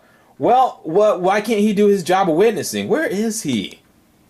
Because all kinds of stuff is going down that they're trying to sort out in the back room, and Jesus should be there to provide witness. Look, if he can stand above roadways and make donkeys talk and blind the apostle Saul and turn him into the apostle Paul, do all this stuff. Look, if he can arrange district conventions and create jw.org videos, he can take 5 minutes and give witness in these anal pornea cases. Well, he doesn't want to. He has a lot of Caleb and Sophia videos to make, because those are not done with human hands. This is with Jehovah's full blessing. We know this. And it has been evidenced. But what is still not 100% clear is Jehovah is in space, but also in another realm. Well, we don't fully understand. If Jehovah's in space, does that mean like stuff's flying by, like space junk? When a NASA orbiter or satellite or spaceship goes into the heavens, is that not like poking Jehovah in the eyeball? The battle leaves the Kingdom Halls now. All these things used to happen in the Kingdom Hall. It's expanded out onto the sidewalk. Well, it happened when, by coincidence, it happened the day that Derek and Leon decided to stand on the sidewalk with signs talking about the not a made-up thing, not a made-up lie about the Kingdom Hall, an actual policy of the Jehovah's Witnesses, the simple two-witness rule. And the Jehovah's Witnesses are angry because they're not supposed to know about it or think.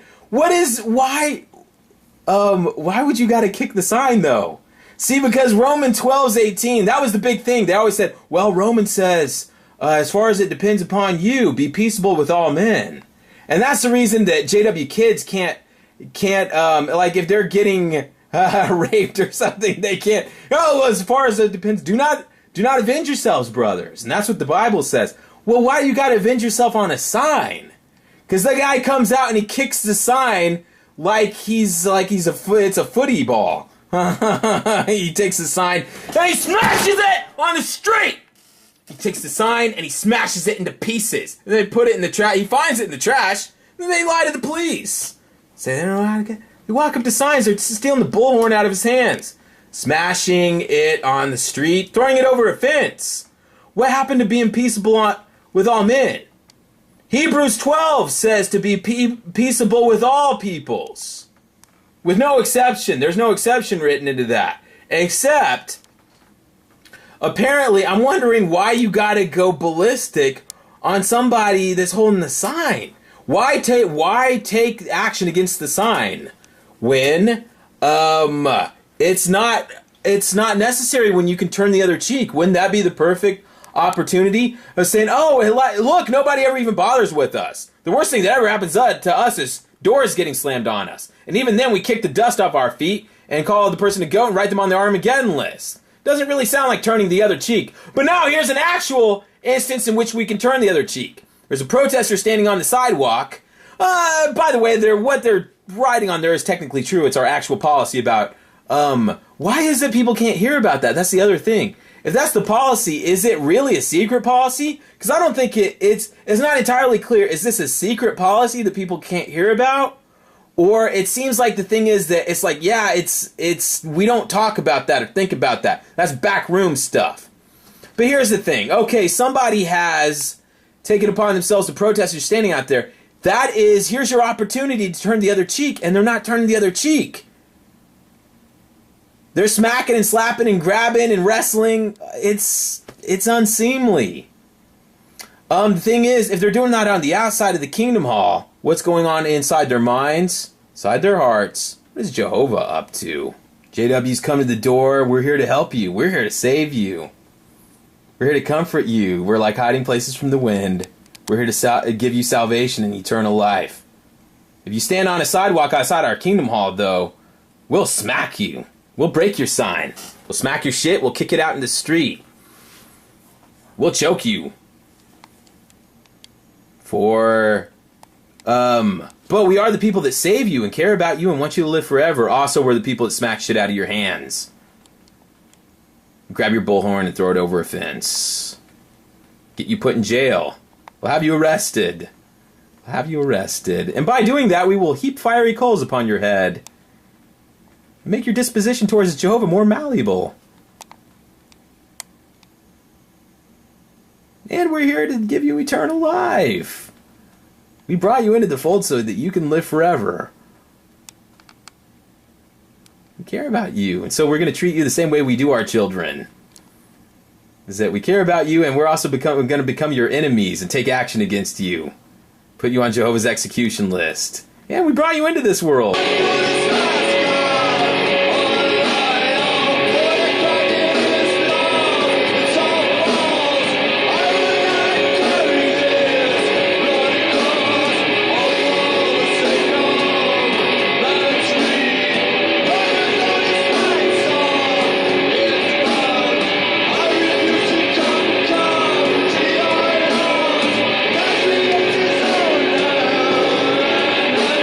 The Aramaic known as Skull Place. And atop the hill, he sees his Lord Jesus Christ hanging from a stake. And he cries out, "Peter! Peter!" Peter's heart leaps out of his chest. His fear of man diminishes. He sees the guards standing in front of the hill, and he doesn't even care anymore. He is going to redeem himself by rushing up the hill and coming to his master's beck and call. Well, he starts running up the hill. They have the Roman centurions guarding it, and they say, "Halt!" No one proceeds. Peter keeps running. And one of the Roman soldiers takes out his sword, chops off Peter's arm. Ah! He keeps running. He's not afraid anymore. He's not going to fail Jesus again. He runs past another Roman soldier. The soldier chops his other arm off. Ah! Ah! He keeps running. Well, here comes a third Roman soldier. And he swings his broadsword, chops off Peter's legs. Ah! And Peter drops to the ground. He has no arms or legs anymore. He's just a bloody mess. And the Roman soldiers look over him and leave him there, helpless. Peter looks up the hill.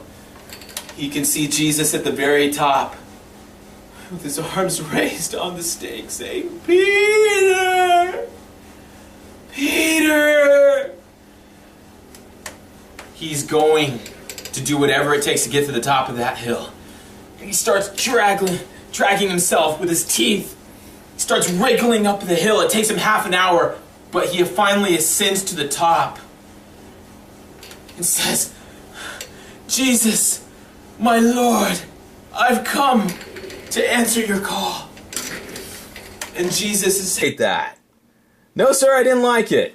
And so I wrote back, the idea is this guy thinks he's going to write something snooty and then walk away. And so I have to immediately go hostile. And I'm Mr. Nice Guy. I'm Mr. Nice Guy, but for the purposes of this demonstration, we have to get a little bit mean. And I say, you couldn't watch the video because it's true, and you're a coward. Whoa, that's an ad hominem attack. Ha! Oh, you're going personal. Not really. I just have to get him involved. The thing about JWs is they like to do the hit and run thing where they write something snippy to you and then they prance away. Well, not this time. So we're going to, for the purposes of figuring this guy out, we're going to reel him back in. And the controversial voice writes back and says, "I'm a coward because I'm here stating you're wrong. You're a coward because it's cowardly not to watch a video. it is almost a cowardice that you're not willing to watch an entire video. You watched less than a, how, I mean, I was just jacking around the first few seconds. You didn't even get 1 minute into the video? It's a long video. You didn't even watch 1 minute?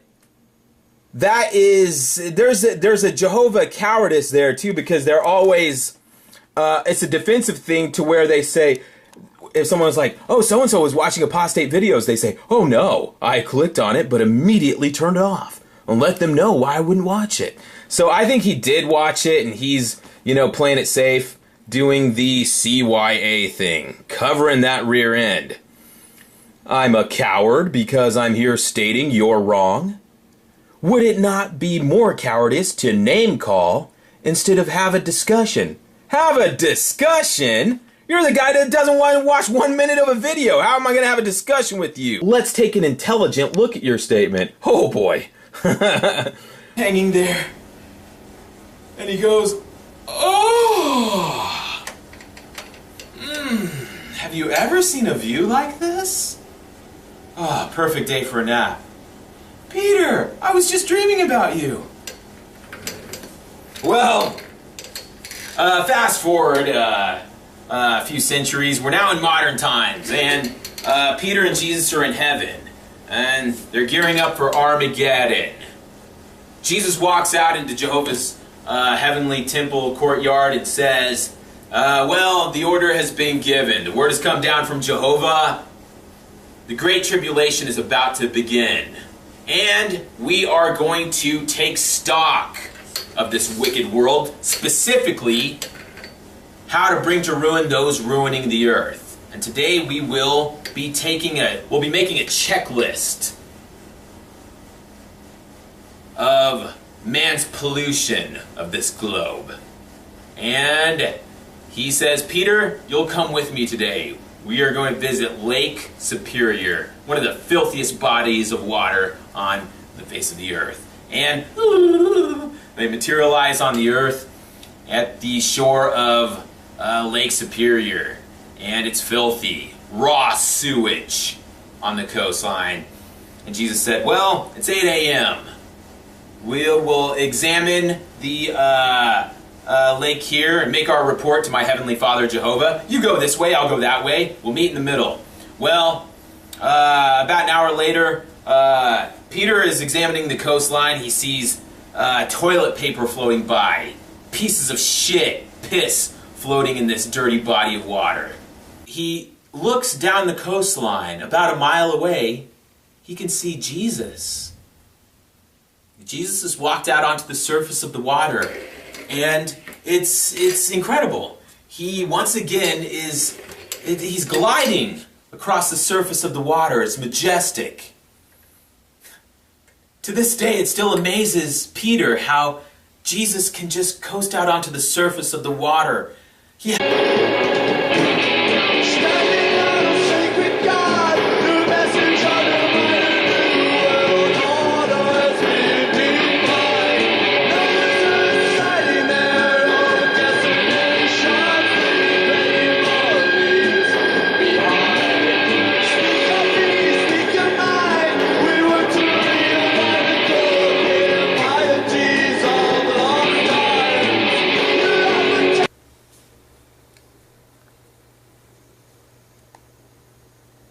Take sides with Jehovah.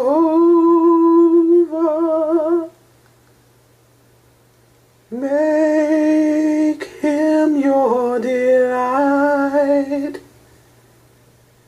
He'll never forsake you. Walk in his light. We've already been through this. Tell the glad tidings of freedom and peace. His rule by Christ Jesus will ever increase.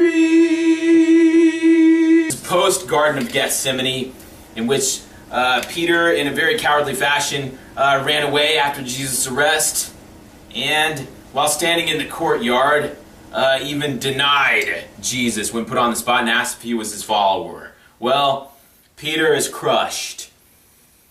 He's wandering around the Bible lands, just beside himself with grief and shame. Well, he can imagine, he's lying low right now, but he knows that his Lord and Master Jesus Christ has most likely been put on trial, sentenced. He's wandering down this road, and he sees Mount Golgoth in the distance. And has that much faith in Jehovah that it's effortless for him, that the Holy Spirit just carries him. And Peter has always been the weak one. He's always been the failure. He was always the one that failed Jesus, and he's tired of it. This close to Armageddon, he should have that same sort of faith that he too would be able to walk out onto the surface of the water. And he's determined to make it happen. So he steps out into the lake. Oh, he steps in diarrhea. Oh, gross. But he's not going to give up. He takes another step. Also into more diarrhea. Oh, but he's not going to give up. He takes a few more steps and he belly flops into raw sewage. He can't swim. Oh, he's drowning. He's going down. And it fades to black. Well, a couple of hours later, Peter wakes up on the shoreline of the lake. He's covered in shit. His eyes are caked with raw sewage. He tries to open them. Oh, he spits out a used condom. He looks up, and Jesus is standing over him, giving him a very warm and understanding look. His eyes sparkle. Jesus said, I was worried about you, Peter. Are you all right? Peter says, I failed you again, my Lord. If I had had faith the size of a mustard seed, I would have been able to walk across the surface of the water. And Jesus looks at Peter and says, Peter, Peter. And then he holds up a surfboard and says, why didn't you just rent one of these like I did? These are things I have, and other people too. You live these things, and then you tell people about them. And so to have some jagoff come on here and say that it's all false, well, I don't really appreciate it.